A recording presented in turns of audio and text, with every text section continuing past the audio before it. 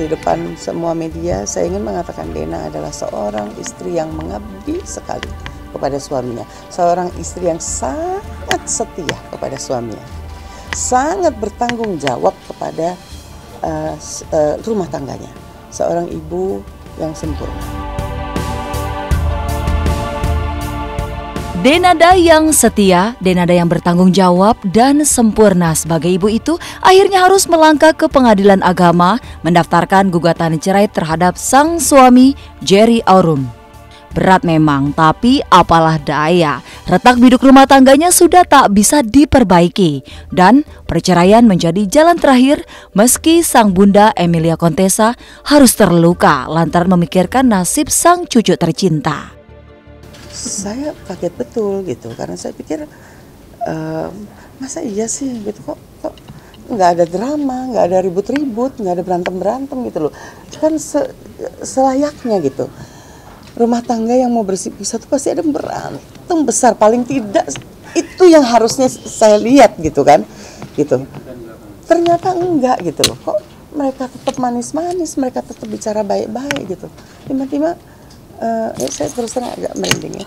Tiba-tiba anak saya datang, dia bilang katanya dia mau cerai, sudah mantap, mau mengajukan gugatan. Saya shock dan saya sedih sekali karena peristiwa bercerai itu juga itu menjadi trauma buat saya pribadi. Cerai dari suaminya dia bisa kawin lagi, begitu juga suaminya dia bisa kawin lagi, tapi kan ini menjadi korban anaknya. Ini yang saya selalu coba nasihati Dena untuk tidak melakukan itu. Tapi ternyata dia sudah bicara dengan suaminya dan mereka bersepakat untuk berpisah. Meski sedih dengan keputusan sang anak, namun Emilia Contessa sudah berbicara banyak, berusaha mencari jalan tengah mengatasi kisruh rumah tangga sang anak tercinta. Tapi akhirnya keputusan bercerai memang tak bisa dihindarkan. Dan Emilia sendirilah yang mencarikan pengacara buat sang anak seraya meminta melewati jalan cerai tanpa gejolak dan drama di muka publik. Jadi dia malah, mah gimana caranya mah? Dia gimana caranya? Saya bilang udah leave it to me. Kalau memang sudah bulat, betul-betul tidak akan ada penyesalan. Saya bilang pikirkan nih, saya bilang gitu. Kalau memang sudah enggak, aku sudah mantap. Akhirnya saya langsung telepon Ibu Elsa, sahabat saya, yang kebetulan juga ibu angkatnya Dena, dan beliau juga sangat shock.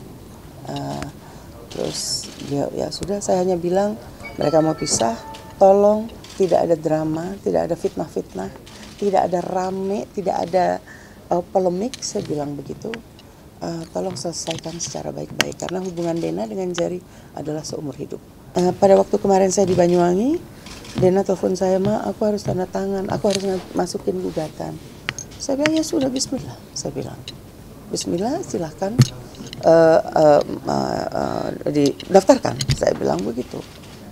Karena saya pikir begini, upaya bicara sudah, kemudian berdoa sudah, meminta kepada Allah.